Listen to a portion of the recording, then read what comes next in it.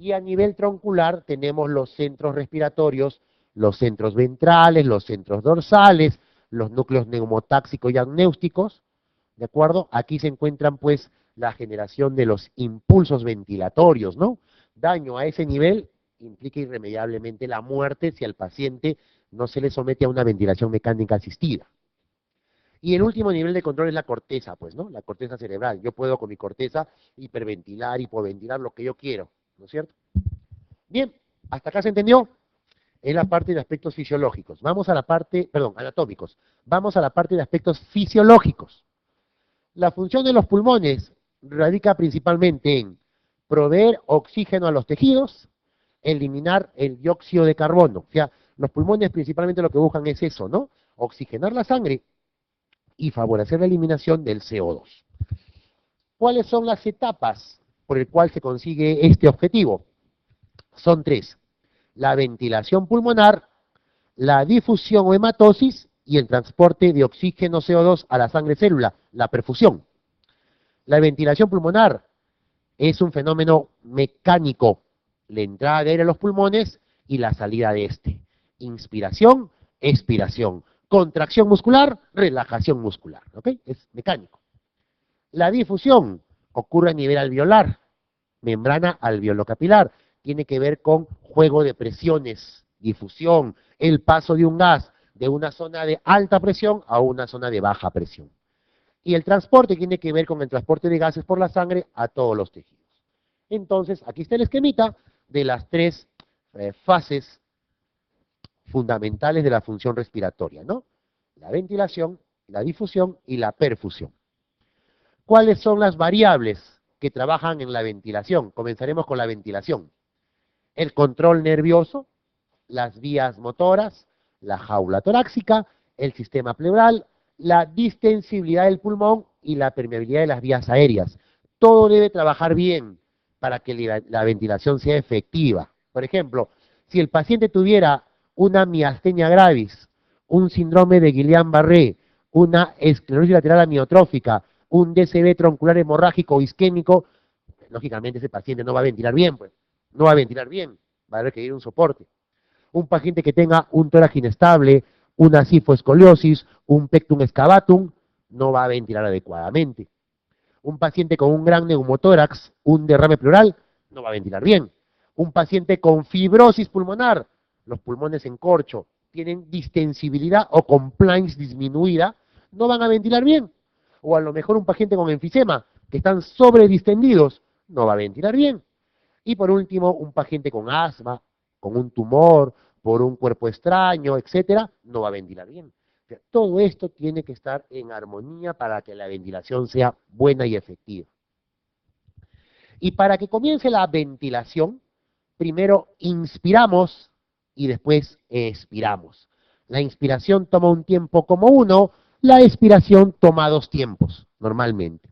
La inspiración es activa, la expiración es pasiva. Durante la inspiración, el aire tiene que ingresar del medio ambiente hacia mis alvéolos.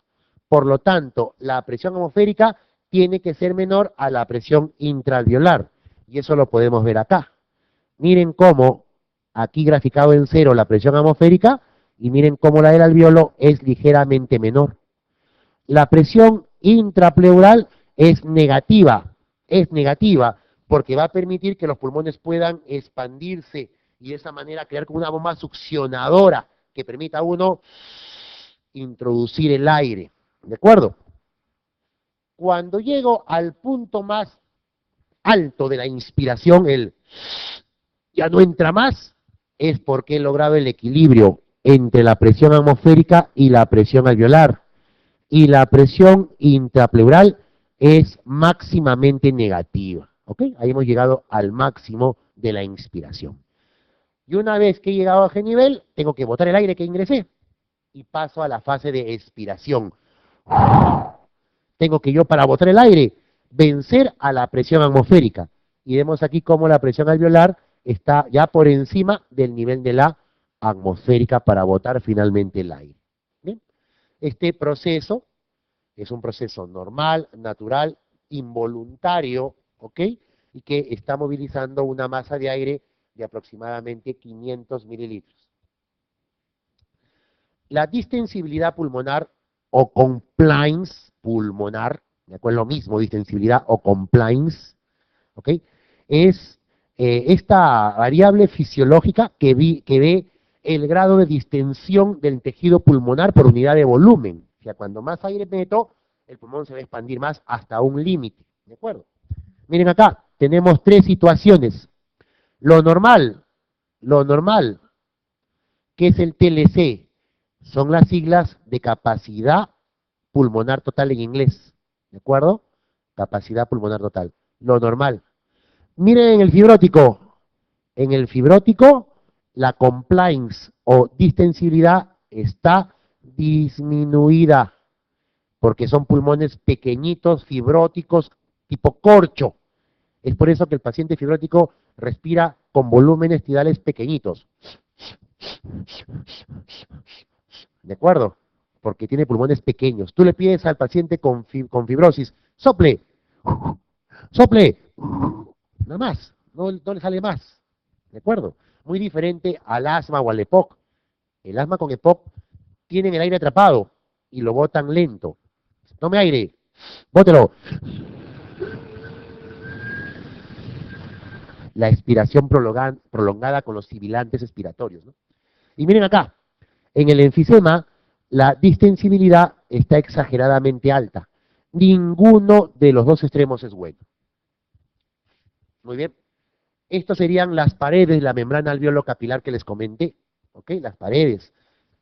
Imagínense ustedes acá un gran alveolo por acá, un gran alveolo por acá, y acá un gigantesco capilar por acá.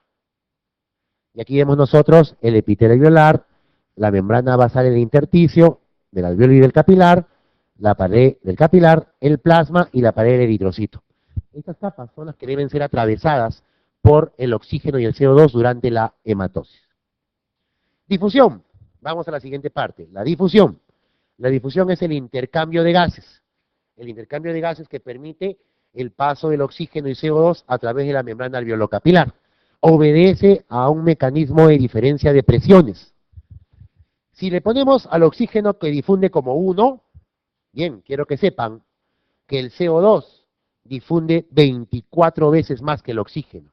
Y más aún, el monóxido de carbono, el CO, difunde 200 veces más que el oxígeno. ¿De acuerdo? Son muy difusibles. ¿Y por qué? Quizás en parte por su carga molecular y por su peso. Y esto es muy interesante si hacemos la práctica con la vida diaria, ¿no? Todos nosotros venimos de la casa, algunos en carro y otros en camión, como decían los no sé quién, ¿no? Y cuando venimos en los carros, estos carros tan modernos, estas cúster con cobradores de micro muy educados, pulcros, ¿de acuerdo? Y choferes respetuosos de las normas, y van a ver que durante el trayecto de nuestro viaje, la gran mayoría nos quedamos dormidos, ¿no es cierto? ¿Y por qué si hemos dormido bien? El problema es la intoxicación por monóxido de carbono que está ocurriendo en ese momento. Como son motores mal manejados, toda la cabina de pasajeros se llena de monóxido de carbono. Y una característica del monóxido de carbono es que te produce narcosis. Y te estás intoxicando, te estás intoxicando. Suerte que llegas temprano, si no te intoxicas más allá. ¿Ok? ¿Y por qué? Por la gran difusión que tiene, ¿no? Una forma de querer una persona eliminarse de este mundo de una manera dulce, inteligente, es prenderse a un carro, prender el motor, tapar el tubo de escape y cerrar las lunas. Y se acabó el problema. Te duermes y cuando te levantas, San Pedro, San Pablo están que te reciben. Bien, aquí vemos los diferentes juegos de presiones, ¿de acuerdo?, que trabajan en los intercambios de gases. La presión de oxígeno a nivel alveolar es de 100, pero a nivel sanguíneo era de 40, llega a 96. ¿Por qué no será 100? Por el chan fisiológico que les comenté, ¿de acuerdo? Nunca va a ser 100. La presión de CO2 de la sangre desoxigenada que trae la arteria pulmonar va a equipararse con los 40 de a nivel alveolar y finalmente esos 6 puntitos es suficiente para poder eliminar el CO2 en exceso, ¿no? Y después de este juego de intercambio de presiones, todo va hacia corazón izquierdo, se va hacia los tejidos y que terminamos el círculo, ¿no? El círculo de intercambio gaseoso a nivel sistémico. Con respecto a los pulmoncitos, siguiendo con la parte fisiológica, los pulmones, si lo vemos nosotros en una persona de pie, podemos dividirlos en tres porciones. La porción superior o tercio superior, el tercio medio y el tercio inferior. A cada tercio se le llama la zona de West. West es un fisiólogo muy renombrado, ¿de acuerdo? Un fisiólogo respiratorio. El año pasado estuvo acá, el maestro, lo máximo. Y el doctor West vio de que a nivel de la primera zona predominaba la ventilación más que la perfusión. En la zona media, la ventilación y la perfusión eran prácticamente equivalentes. Y en la zona baja predominaba la perfusión más que la ventilación. Y ahí apareció el concepto del cociente BQ. BQ. El cociente BQ, ¿de acuerdo?, relaciona la B, ventilación, y el Q, que es la perfusión. Idealmente, debería haber tan buena ventilación como perfusión hay. Teóricamente, la zona 2 de West es la zona ideal, ¿de acuerdo?, para el intercambio gaseoso. Pero el índice BQ puede alterarse, ¿de acuerdo? Puede alterarse. Por ejemplo, vamos a suponer el siguiente caso. Tenemos una persona que es una persona obesa, pues, que quiere bajar de peso, no quiere hacer deporte y se va, junta su platita y se va al cirujano plástico y pide que le hagan una liposucción. Le hacen una liposucción y en una de esas el trocar rompe un bajo sanguíneo y por ahí se mete grasa y se desarrolla una embolia grasa. Entonces, esa embolia va a llegar ¿hacia dónde? Hacia los vasos sanguíneos pulmonares. Y se obstruye acá, como están viendo acá, se obstruye. ¿Qué va a pasar? La ventilación sigue normal, pero en esta unidad alveolar no ocurre intercambio gaseoso porque se ha obstruido la sangre por el émbolo graso. ¿Qué va a pasar? El BQ va a ser mayor de 1, debido a que el B está igual, pero lo que ha bajado es el Q. El BQ mayor de 1 me puede aparecer patológicamente, por ejemplo, en el tromboembolismo pulmonar. ¿De acuerdo? Tiene implicancia fisiopatológica. ¿Y qué pasa en el asma? Por ejemplo, tengo un paciente con asma severa. El asma severa ha obstruido la vía aérea. Está tapada la vía aérea. ¿Qué es lo que se altera acá, doctores? ¿El B o el Q? El B. Por lo tanto, relación BQ va a ser menor de 1, porque el Q se mantiene. ¿Y a eso cómo se le llama? Se le llama Chan. ¿Y por qué Chan? Porque miren acá, la sangre pobre en oxígeno pasa por el alveolo obstruido y regresa pobre en oxígeno. Y toda conchuda se va a mezclar con el capilar que sí se oxigenó. Y eso va a crear un Chan. ¿De acuerdo? Un Chan anormal. Es por eso que los pacientes asmáticos severos, tú les pones el pulsoxímetro y están desaturando, baja su oxigenación. Resistencia de las vías aéreas. Las vías aéreas permiten el paso del aire, pero ejercen cierta resistencia a su paso. Principalmente eso ocurre en las grandes vías aéreas. Doctor, estoy confundido. ¿Cómo es posible que la tráquea, que mide 2.5 a 3 centímetros de diámetro, ejerza más dificultad al paso del aire que los bronquiolos que miden 2 milímetros? Por lógica, los chiquitos dan más resistencia. Pero agarremos la suma de todos los chiquitos, pues, y tendremos esto. Tendremos la sección de corte transversal. Y aquí podemos ver el área de la tráquea y el área de los miles de bronquiolos. Y eso al final te da un corte transversal mucho mayor.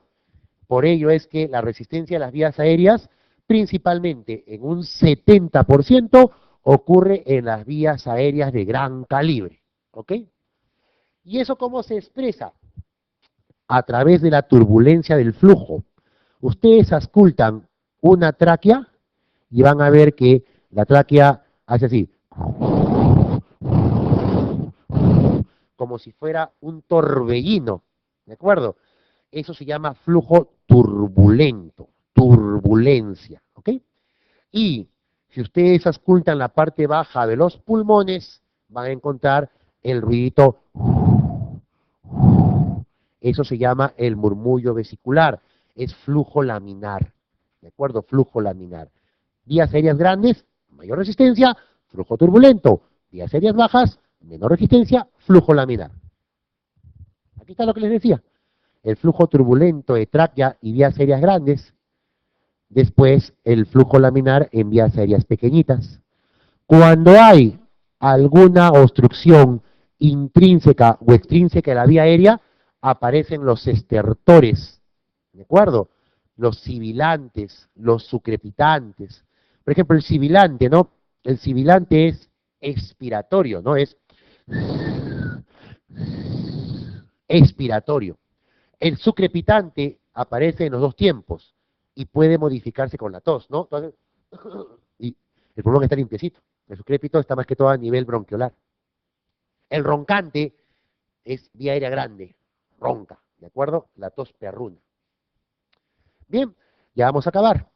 Lo que sería la espirometría. La espirometría es una forma en la cual podemos medir los diferentes volúmenes y capacidades pulmonares. Volumen, ¿de acuerdo? Si tú sumas varios volúmenes, vas a obtener capacidades. ¿Y cuáles son los típicos? ¿A qué es esto? Esto es un espirómetro de campana, ¿no? Antiguo. Bueno, quienes habla es San Martino de toda la vida. Pregrado, posgrado, maestría, ¿de acuerdo? Y cuando hacíamos nuestro laboratorio de fisiología allá en Sanfer, no sé si acá hay algún sanfernandino que me corrobore, había pues nuestro espirómetro de la época ñangué, ¿no? Creo que Hipólito Unanue lo había traído. Y ese espirómetro tenías tú que coger el cilindro de metal, juntar tu leña al costado del laboratorio de fisio y hacer tu fogata, humearlo, lo humeabas todito, le agarrabas digo, la pluma, una paloma, y lo ponías como plumita, y hacíamos el ejercicio, para que vean, ¿no? A pesar de todas las limitaciones, se hacía pues la espirometría, y obteníamos estas curvas, ¿de acuerdo? ¿Alguien de acá de San Fernando? Alce la mano. ¿Hasta ahora está? Hasta ahora está. ¿Ven? No les miento. ¿De acuerdo? Hasta ahora está. Oye, es hora que compren uno, no sé, pase, ¿no? Bien. Y salían estas curvitas, ¿no? Entonces nos hacían soplar, pues. ¿Esto qué es? Esto es el volumen de aire corriente. 500 mililitros. ¿De acuerdo? 500 mililitros. Después nos decían, chicos, tomen aire.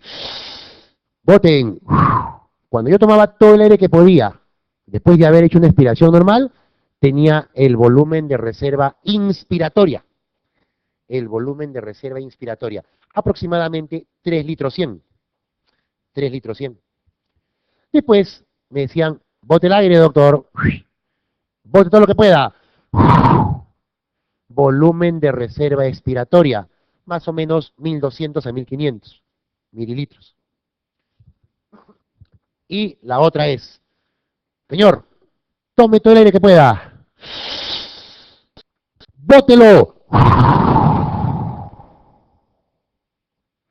A eso se le llama la capacidad vital. Se le dice capacidad porque ya son las sumas de volúmenes. El volumen de reserva inspiratoria, el volumen tidal o de aire corriente y el volumen de reserva expiratoria. Doc, ¿y el volumen de capacidad inspiratoria? Fácil, la suma de volumen residual más volumen tidal. No se olviden que las capacidades son sumas de volúmenes, ¿de acuerdo? Son sumas de volúmenes. Ahora, esta espirometría se le llama espirometría con volúmenes estáticos, así se le llama. Es una espirometría muy básica, porque la espirometría actual es con flujos y volúmenes dinámicos.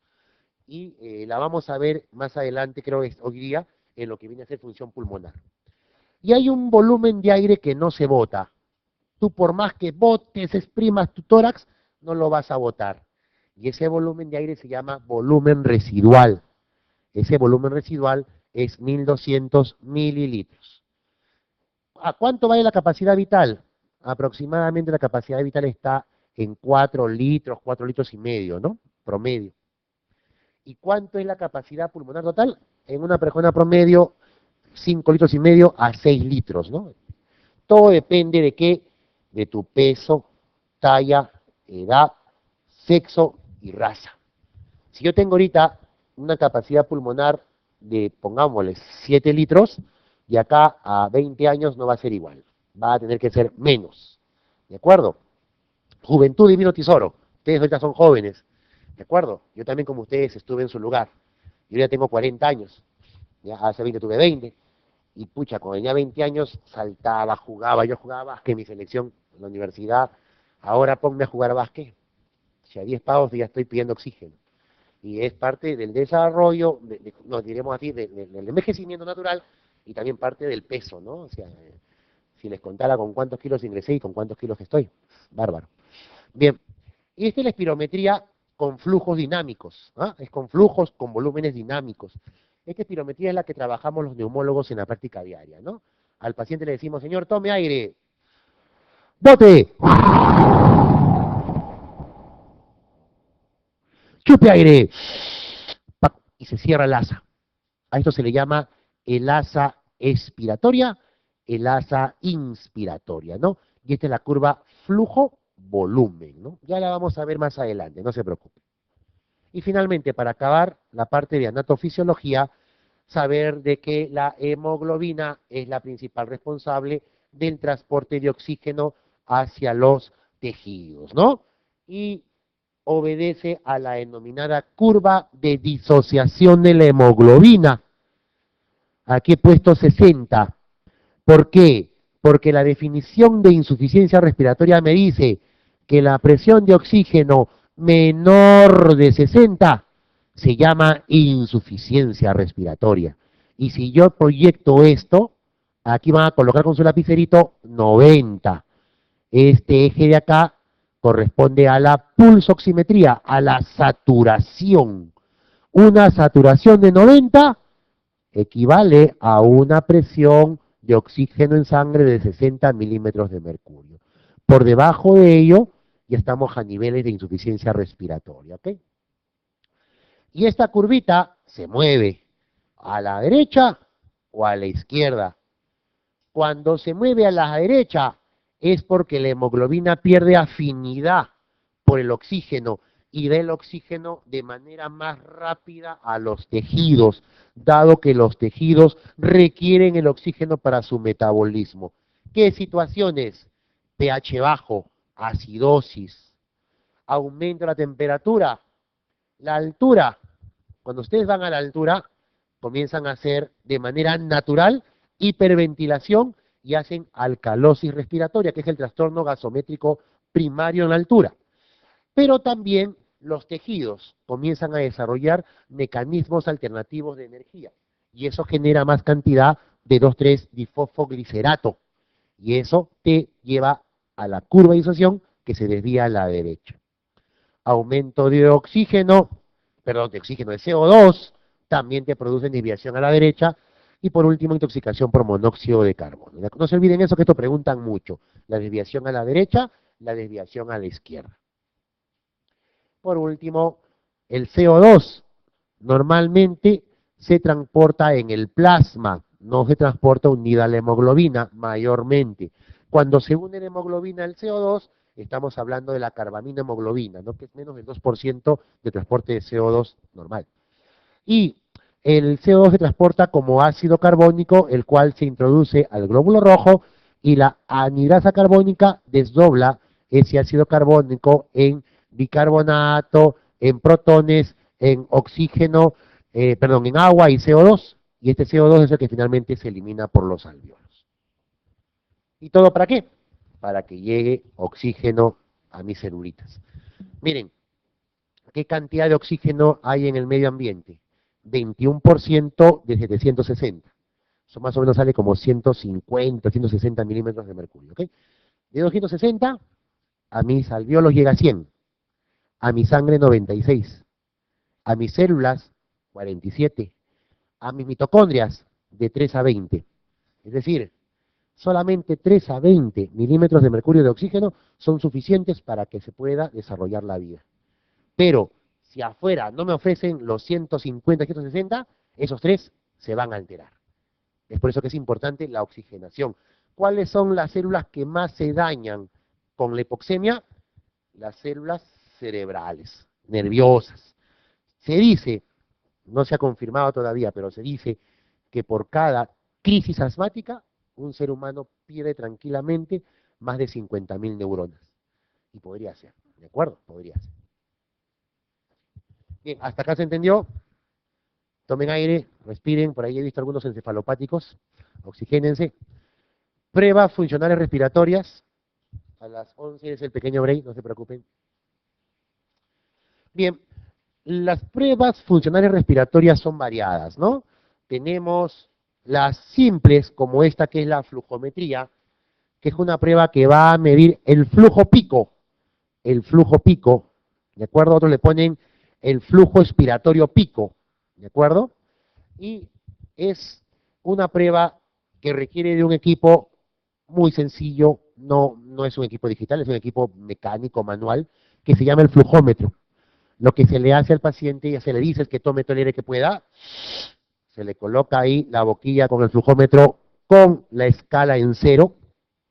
Adentro hay un pequeño diafragmita y que está conectado a una escala graduada de flujos por flujo por litros por minuto. Y lo que hace el paciente es soplar, ¿no? Toma aire, sople. Y al soplar, empuja pues el diafragma. Yo tengo ahí un primer valor.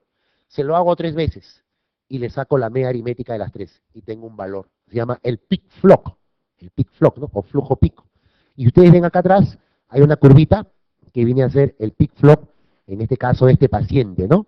¿Para qué sirve la flujometría? Sirve para poder monitorizar al paciente, ver cómo está su cuadro obstructivo durante el día, ver si se está controlando y por último ver si es que el tratamiento que le di le está haciendo bien, para monitorizar tratamiento, ¿de acuerdo? Entonces nos permite medir severidad, monitorizar respuesta de la terapia, monitorizar la respuesta durante la exacerbación, detecta deterioro sintomático, monitorear respuesta, aquí se ha repetido. Ustedes me imagino que deben estar por ahí buscando hacer un cachuelito, ¿de acuerdo? Después que salen de acá, creo que es normal y natural, y quieren en la tarde de su consultorio, pues tengan siempre su flujómetro. Un flujómetro, ¿cuánto cuesta en el mercado? No más de 30, 40 soles. Lo que sí cambian la boquillita, ¿no? Para que cada paciente tenga su boquilla. Y cada vez que ve un asmático, tómenle su flujometría al inicio. Y después le toman su flujometría cuando vengan sus controles y van monitorizando su respuesta, ¿no? Aquí están los diferentes modelos de flujómetro que hay en el mercado, ¿no? La siguiente prueba es una prueba un poquito más compleja, es la espirometría. La espirometría es una medición cronometrada, yo creo que la guía ya está computarizada, ¿no? De una expiración forzada máxima luego de una inspiración máxima. Así el paciente toma todo el aire que pueda, bote, hasta lo último que pueda, ¿no? Prácticamente le pedimos una medición de la capacidad vital, pero forzada. Le hacemos que fuerce su eliminación de aire. ¿Qué permite? Dentro de lo que permite, determinar disminución del calibre bronquial, determinar patrones obstructivos, pero también sirve ¿para qué? Para la evaluación ante sintomatología respiratoria, valorar impacto respiratorio de otras enfermedades. Aquí alguno va a ser reumatólogo, seguro le gustará la reumatología. Y van a ver ustedes que el reumatólogo habitualmente nos manda a sus pacientes. ¿Qué tiene que ver el reumatólogo con el neumólogo? La artritis, el lupus y las colagenopatías en general te dañan los pulmones, te los pueden fibrosar, ¿de acuerdo? Entonces, una manera de valorar cómo está yendo la función respiratoria en estos pacientes es haciéndoles espirometrías de manera periódica, ¿de acuerdo? Entonces, es importante que sepan. Cribaje de alteración funcional respiratoria en pacientes con riesgo a tabaco o agentes laborales, ¿no? A veces van a la consulta pacientes que dicen, doctor, he fumado hace 20 años y quiero saber cómo están mis pulmoncitos. Y cometemos el error de solamente examinarlo y pedir una placa de pulmones. Tú ves la placa y se ve limpia, lógico, pues un pulmón enfisematoso, no vas a ver mayor cosa. ¿Sabe qué, señor? No hay problema, estás chévere, sigue fumando. Esa no es la idea. La idea es que tú le hagas una o flujometría o una espirometría. Y ahí sí lo asusta, ¿no? ¿Sabe qué, maestro? Estamos con un patrón obstructivo. De acá a unos años se hace severo y después oxígeno en casa. Y vas a ver cómo deja de fumar. Evaluación preoperatoria de pacientes neumológicos con síntomas respiratorios o historia de tabaquismo. Bueno, pacientes que van a ser operados del corazón, pulmón, estómago, vesícula y que sean también neumópatas. Para eso nos llaman mucho en el hospital, ¿no? Las interconsultas para riesgo neumológico. Evaluación para pacientes ancianos que van a ser candidatos a cirugías grandes, para cuestiones médico-legales, ¿no? Doctor, voy a hacerle un juicio a mi empresa. ¿Por qué? He trabajado 25 años en esta tienda de vidrios y me agito. Claro, pues en esos 25 años que estuvo haciendo vidrio y puliendo vidrio, nunca utilizó mascarilla. Y de seguro que tiene adentro una reverenda silicosis. Entonces, le hacemos la espirometría, tenemos una evaluación neumológica ya que haga su problema. Otro, valorar respuesta terapéutica a medicamentos en los ensayos clínicos y en estudios epidemiológicos. Es decir, hay chamba para esto. Pero ¿cuáles son las contraindicaciones de una espirometría? No vas a hacer espirometría a todo mundo. Primero, hay contraindicaciones absolutas y relativas. Absolutas, que no deberías hacerla, porque si la haces, podrías provocar la muerte del paciente. Uno, enfermedades como neumotórax o neumomediastino. No se recomienda porque vas a tener que soplar y hacer valsalva y puedes incrementar el problema. Hemoptisis reciente, ¿no? Va a estar botando sangre, no más de que sople, ¿no? Va a sangrarte más. Aneurisma torácico o cerebral, infarto reciente o angina inestable, o desprendimiento de la retina o cirugía de cataratas reciente. Bueno, aquí no te vas a morir, pero se te va a desprender la retina, porque se te va a luxar el lente, no sé, por el esfuerzo que te va a hacer. Porque tú vas a ver, cuando el paciente sopla, se pone hasta rojo, ¿no? ¿Saben cuánto tiempo tiene que soplar? 6 segundos. Lleguen a su casa hoy día, los reto, intenten tomar aire y soplar por 6 segundos. Más de uno no va a poder llegar. Imagínense estos pacientes. Contraindicaciones relativas, es decir, que la puedes hacer, pero con ciertos cuidados, ¿no? Pacientes con traqueostomía, no es que le vas a hacer que sople por el huequito del cuello, ¿ah? Le tapas el huequito del cuello y sopla por la boca, ¿ya? Ausencia de piezas dentales, hemiparesis faciales, náuseas, tener cuidado, ¿no? Yo les cuento una anécdota muy chiquitita. Cuando estaba yo en la Marina, vienen los cadetes a postular para el ingreso a la Escuela Naval, y en la Marina de Guerra, pues, la selección es muy exquisita en el sentido de que tú no vas a ver cadetes navales que te digo, no quiero que suene mal, ¿ya? Pero voy a ser bien claro, de 1,65 m, y que no tengan por ahí una buena vara. La gran mayoría son muchachos de 1,80 m para arriba, ¿ok? Y dentro de todo, tienen que tener una función pulmonar por encima del 100%. Eso es lo que nosotros pedimos. Un día me llegó un postulante a cadete, esos nombres medios raros, ¿no? Miguel, Juan de los Ríos, Mariátegui, de Portocarrero y Venancio. No, eran más apellidos que otra cosa. Y recontra embarado, pues, ¿no? Por ahí 2 almirantes, 3 vicealmirantes, 4 contraalmirantes, recontra embarado. Bueno, eso a mí me tenía sin cuidado. Y le digo, haz la espirometría. El pata se puso la boquilla y ¡blah! Náusea. Tranquilo, ponte la boquilla. ¡Blah! Náusea. No soportaba. Relájate, tranquilo. El pata era más alto que yo, un vainón así. ¡Blah! Nada se le venía. Y dije, no, hermano, ya fuiste. La última, si no la haces, yo te descalifico. El pata, ¡blah! No era su culpa, tenía un reflejo nauseoso de los 1000 demonios. Caballero, pues, no apto. A la media hora mi celular no paraba de sonar. Desde el director del hospital hasta X almirantes que yo no conocía, ¿no?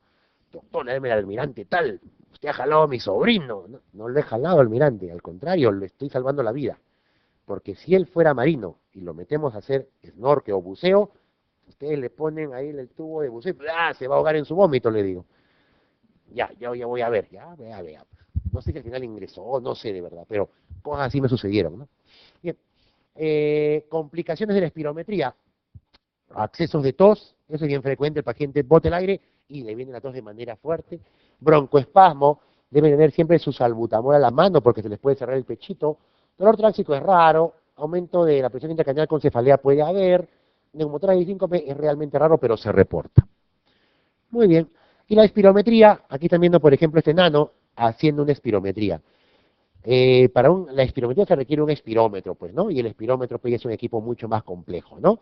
Un espirómetro en el mercado está entre los 4.000 a 8.000 dólares. Pero se paga, porque ahora está muy de moda las espirometrías en las campañas, sobre todo ocupacionales. Y aquí ven al enano que sopla con mucha fuerza, pero su ojito no está viendo en esta jovencita bonita, está por acá, porque acá hay una pantalla. Y esta pantalla de la computadora tiene 5 velitas. Y le decimos al niño, hijo, vas a tomar todo el aire que puedas. Y vas a soplar y apágame todas las velitas que puedas. Y el chibolo se esfuerza. Y sopla las 5 velitas. Y te lo hace mejor que el adulto. ¿De acuerdo? Se llama una espirometría con incentivo. Bien, le damos un chupetito de esto. Entonces, la espirometría puede ser basal, puede ser con reversibilidad al beta 2 o con broncoprovocación. ¿Cómo es con reversibilidad? Que le metemos al paciente 4 puffs de salbutamol, esperamos entre 15 a 20 minutos y le repetimos la prueba. Y vemos si es que han mejorado sus volúmenes y sus flujos. Y la broncoprovocación es que al paciente o le hacemos nebulizar con metacolina o histamina, que es agentes broncoespásticos que inducen broncoespasmo, o lo hacemos correr. En el Perú no hay histamina ni metacolina nebulizada. Lo que hacemos es hacerlos correr. Le decimos, venga con ropa de deporte, lo hacemos correr. Primero lo tomamos con una espirometría y lo hacemos correr y le hacemos la espirometría cada 5 a 10 minutos. Y vemos si es que al final eso induce su broncoespasmo. ¿Cuáles son los parámetros que se valoran en una espirometría? Son la capacidad vital forzada, el famoso BEF1, que es el volumen expiratorio forzado al primer segundo, volumen expiratorio forzado al primer segundo, ¿de acuerdo? La relación BEF1, capacidad vital forzada, y el flujo expiratorio medio o máximo. Doctor, explíqueme que no entendí. Con esta curva lo van a entender. Entonces, al paciente se le pide primero que esté tranquilo, se recomienda que no haya fumado, que no haya bebido bebidas calientes, por lo menos una media hora antes, que no haya utilizado salbutamol por lo menos 6 horas antes, o que no haya utilizado formoterol o salmeterol 12 horas antes. ¿Por qué? Porque salmoterol y formoterol son beta 2 de acción prolongada. Es que sí que esté el paciente en estado basal, ¿de acuerdo? Se le pide que se suelte la ropa, que esté cómodo, que tome todo el aire que pueda y que coloque la boquilla. Ya le hemos explicado cómo, y que sople con toda la fuerza del mundo. Dile que le vas a gritar para que no se asuste ni se ofenda. Señor, sople, sople, sople, sople, sople, sople. Fíjate, siga soplando, siga soplando, siga soplando. Cuando veas que tu reloj marca 6, chupe el aire, chupe el aire, chupe el aire, chupe el aire, chupe el aire. Y teóricamente has hecho una buena prueba. Entonces, señor, tome aire, sople. Pasaron 6. Chupe. Se cerró. Se cerró. El asa expiratoria, el asa inspiratoria. El punto máximo, el que está acá, es el BEF1. Pónganlo ahí. El BEF1. BEF1. Acá, el punto máximo. El BEF1. ¿De acuerdo? Lo que resta es el aire que uno está botando al final, ¿no? Es decir, es lo que está en tus bronquios más chiquititos. Eso se llama el BEF 2575. El BEF 2575 evalúa el aire contenido en los bronquios de pequeño calibre, en las vías aéreas de pequeño calibre. Generalmente bronquios y bronquiolos menores de 2 milímetros, ¿no? El BEF 2575. Y el área bajo la curva es la capacidad vital forzada, el CBF, la capacidad vital forzada. Entonces ya tengo ahí mis parámetros, el BEF1, la capacidad vital, el flujo 25-75. También le llaman mesoexpiratorio. El parámetro ¿Qué es la relación? Eso ya se obtiene dividiendo el BEF1 con la capacidad vital forzada. El test de broncodilatación, como les dije, se le aplica al paciente en promedio 400 microgramos de salbutamol, es equivalente a 4 PAF, y se espera de 15 a 20 minutos y le repetimos la prueba. ¿Qué es lo que valoramos? Principalmente, si mejora el BEF1, principalmente. Si el BEF1 aumenta más del 12%, puede ser que estemos frente a un asma bronquial. ¿Ya? Si el BEF1 aumenta más del 12% después de haber utilizado el broncodilatador, puede ser que estemos frente a un asma bronquial. ¿Ok? Y la espirometría nos va a dar patrones. Patrones normales, obstructivos, restrictivos y mixtos. Vamos a ver. Esto es la aerocámara que se utiliza mucho o espaciador. Lo que les decía, doctores, el BEF1 por encima del 12% de aumento me dice que la prueba broncodilatador es positiva y probablemente estemos frente a un asma bronquial. ¿De acuerdo?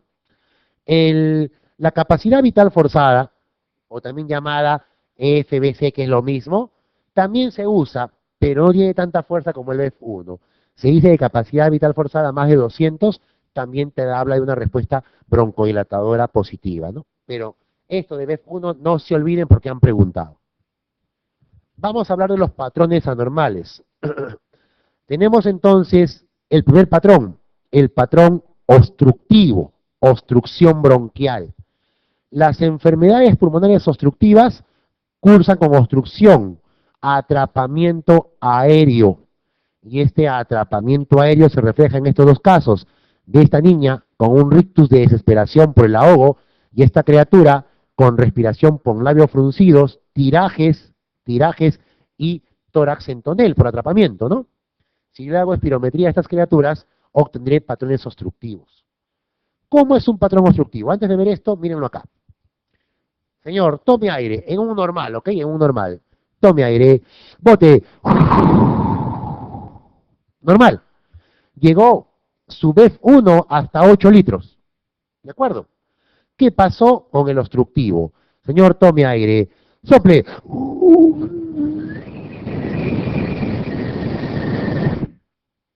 ¿Qué observamos?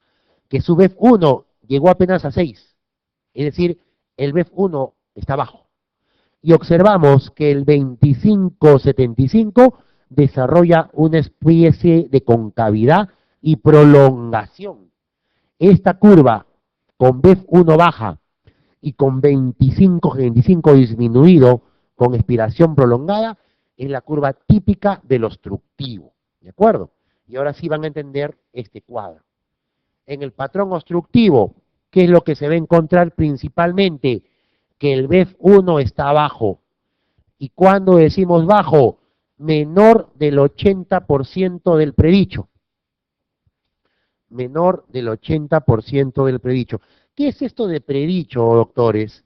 Predicho viene a ser el ideal para la persona.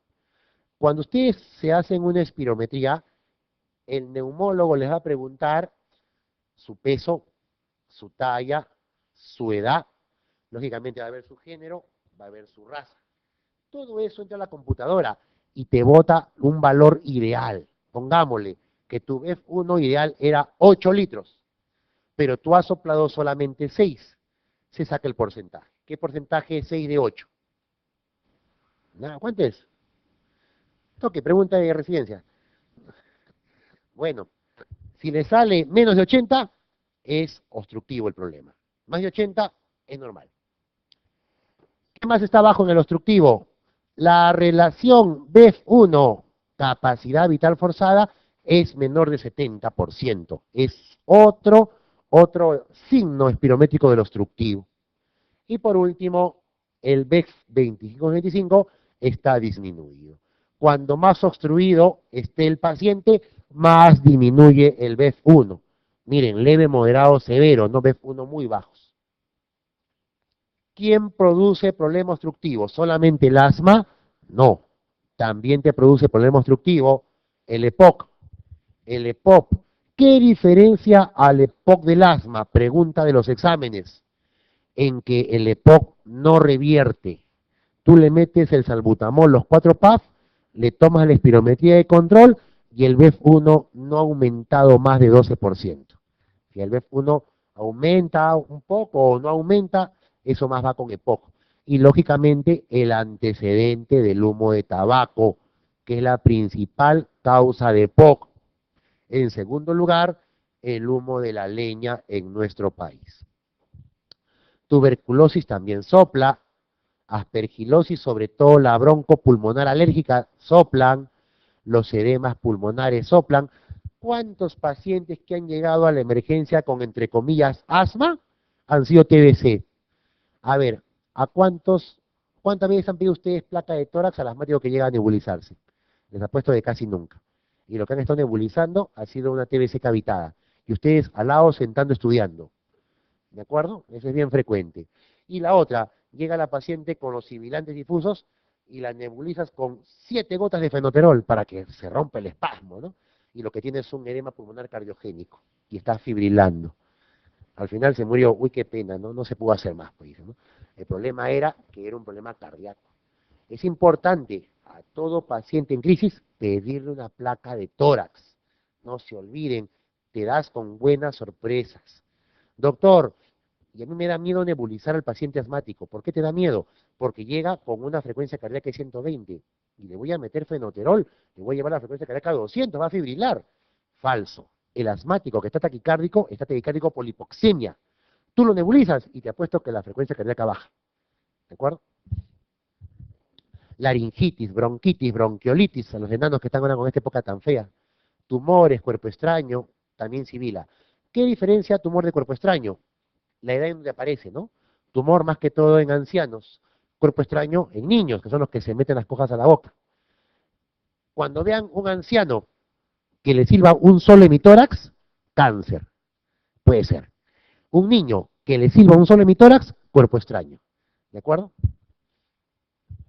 Otro patrón anormal son los patrones restrictivos por las enfermedades pulmonares restrictivas, donde el pulmón ha perdido compliance, capacidad, y por lo tanto almacena y alberga poco volumen de aire.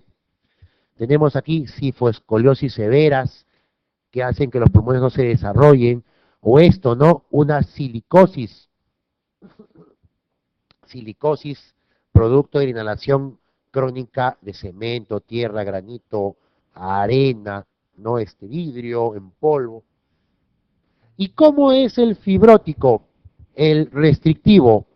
Tienen pulmones con poco volumen de aire. Señor, tome aire. Sople. Se acabó. Sople. Ya no hay más. ¿De acuerdo? Tú lo vas a soplar y ven que son volúmenes pequeñitos. ¿Se acuerdan en el anterior ejemplo que llegaba a 8 litros? Aquí llega apenas a 3 y se le acaba el volumen de aire. Si sacas esta curva, esta línea bajo la curva, vas a ver que aquí el área es pequeñita y la capacidad vital está disminuida. Típicamente, ¿qué es lo que más disminuye en el restrictivo? La capacidad vital, doctores, ¿ya? La capacidad vital forzada es lo que más se reduce en el restrictivo. En el restrictivo la capacidad vital. ¿Qué enfermedades te producen problemas restrictivos? Bueno, tenemos ahí problemas de la pared torácica, como son la escoliosis. ¿Alguien sabe lo que es la toracoplastía o toracoplastia? Hace muchos años, estamos hablando antes de la década de los 40, no había forma de curar la TB. Recuerden que la estreptomicina apareció a mediados de los 40. Antes, la forma de curar la TB era llevar al paciente a tarma, leche, huevos, carne, oxigenación, ¿no es cierto? Y en algunos casos las operaciones. Sacaban pulmones, sacaban lóbulos o sacaban costillas. Le sacaban al paciente varias costillas y todo ese músculo se metía dentro del pecho, comprimía el pulmón enfermo y de esa manera creaba un ambiente pobre en oxígeno y el bacilo de Koch no desarrollaba. Van a ver ustedes todavía algunas personas de 90 u 80 años que tú le pides que le saquen el polo y ves tremendos huecos en el pecho. Así. ¿Qué pasó? Una toracoplastía. ¿De acuerdo? Era una forma antigua de manejar la TBC, ¿no? Lógicamente esa parte de pulmón está colapsado Y si el paciente sopla, van a ser volúmenes pequeños. Otro sería fibrotórax, neumotórax, manejan volúmenes pulmonares pequeños, síndrome de Guillain-Barré, la ELA, lógicamente aquí el problema tiene que ver con musculatura respiratoria, ¿no? El pulmón está bien, el problema es que el fuelle trabaja mal y bota pequeño volumen. Y el paradigma de los problemas restrictivos son las fibrosis pulmonar. Bien. Importante en el restrictivo, doctores, la capacidad vital está disminuida. Eso es lo importante del restrictivo. La relación BEF1 capacidad vital, aquí hago una pequeña corrección, debe ser mayor de 70%. Mayor de 70%. Es lo que se ve en el restrictivo. El resto de parámetros puede estar normal o levemente disminuido. Muy bien. Y el patrón mixto sería aquella persona que tiene obstrucción y restricción a la vez. Volúmenes pequeños, pero una expiración prolongada con BEF1 bajo. Y eso lo vamos a ver en algunas enfermedades como en el EPOC, en estadios muy avanzados. ¿De acuerdo? Y esto de acá que parecía difícil de poder interpretar, no lo es. Restrictivo, obstructivo, mixto y obstrucción mínima. En el restrictivo lo que baja principalmente es la capacidad vital forzada, no se olviden, en el restrictivo. En el obstructivo, principalmente el BEF1 es lo que más se altera. En el mixto se altera todo. Y en la obstrucción mínima, el BEF 2575.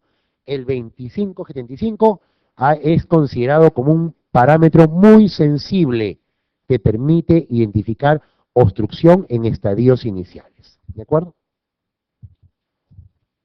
2 minutos y nos vamos al break. Pletismografía. Pletismografía viene a ser una prueba más compleja. Si un espirómetro cuesta 50 soles, un flujómetro cuesta 50 soles, un espirómetro cuesta 2.000 o 3.000 dólares, un pletismógrafo cuesta 80.000 a 100.000 dólares. Es más caro porque es un equipo más complejo. Es un sistema que te permite hallar ese volumen que no se intercambia. ¿Cómo se llama? Volumen residual. El volumen residual, que no lo podíamos hallar ni con flujo ni con espirometría, sí lo puedes hallar con pletismografía. Es una característica. Y si yo hallo el volumen residual, pregunta doctores, ¿podré hallar la capacidad pulmonar total o no? Sí, sí la podría hallar, ¿de acuerdo? Para eso se requiere una cabina que está presurizada y el paciente se sienta adentro y se comienzan a hacer una serie de maniobras para poder hacer la prueba. Y esta prueba lo que te va a botar es el volumen residual inspiratorio, el volumen residual expiratorio, la capacidad residual funcional, capacidad inspiratoria, capacidad vital y esto, la capacidad pulmonar total. De todo esto, estos en volumen residual y capacidad pulmonar total. Esas dos son las más importantes, los parámetros que te bota la pletismografía. Te permite determinar procesos obstructivos, restrictivos, mixtos, hacer sensibilidad. ¿Cuánto cuesta una flujometría? Muy gratis, pues, ¿no? ¿Quieres cobrar una flujometría a un paciente? ¿Cuánto cuesta una espirometría en el mercado? De entre 50 a 120 soles. ¿Cuánto cuesta una pletismografía en el mercado? Y eso estamos hablando de entre 200 a 400 soles. Es una prueba un poquito más compleja. ¿Bien? Y según el valor de la capacidad pulmonar total, tenemos parámetros de normalidad y de anormalidad. Cuando la capacidad pulmonar total está disminuido a menos de 80%, se llama problema de restricción. Cuando la capacidad pulmonar total está disminuida a menos de 80%, problema de restricción. Lo encontramos en fibrosis, atelectasias, derrames pleurales, problemas restrictivos de la jaula torácica, etc. Y cuando la capacidad pulmonar está por encima del 120%, hablamos de problema obstructivo, atrapamiento aéreo, ¿ya? Todo lo que ya hemos visto, asma, EPOC, bronquitis, enfisema, fibrosis quística, etc. El volumen residual tiende a aumentar por atrapamiento aéreo y lo van a encontrar aumentado en problemas obstructivos, asma, enfisema, problemas obstructivos que aumentan el volumen residual. ¿Y qué es la capacidad residual funcional? Es la suma del volumen residual, ¿de acuerdo? Más lo que sería el volumen de reserva expiratoria. Colócanla a un costadito. Volumen de reserva expiratoria más volumen residual se llama capacidad residual funcional, ¿no? Y esto también está disminuido en procesos restrictivos. Miren, aquí se pueden ver las curvas, mejor dicho, las barras que te dan las diferentes patologías. Esto es lo normal. Esto es el volumen residual que te permite el atletismo. Miren cómo es en el obstructivo. Aumenta el volumen residual, aumenta el volumen de reserva respiratoria. Por lo tanto, este verde con azul es la capacidad residual funcional que también aumenta en los obstructivos y disminuye en los restrictivos. Restrictivos tienen volúmenes residuales disminuidos.